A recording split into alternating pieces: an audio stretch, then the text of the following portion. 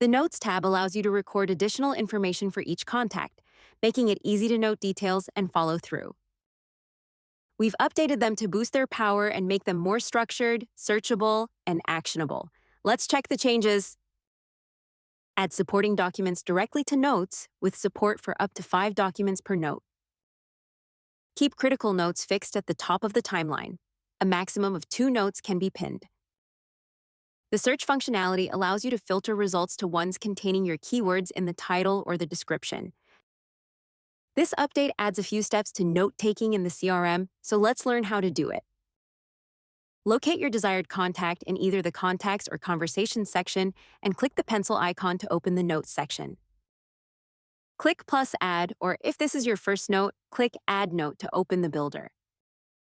Fill out the title and description, select a color for your note, and add any attachments or associations needed. Once satisfied with your note, click Save in the bottom right corner.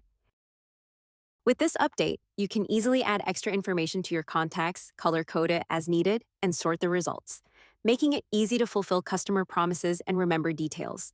We hope you enjoy it.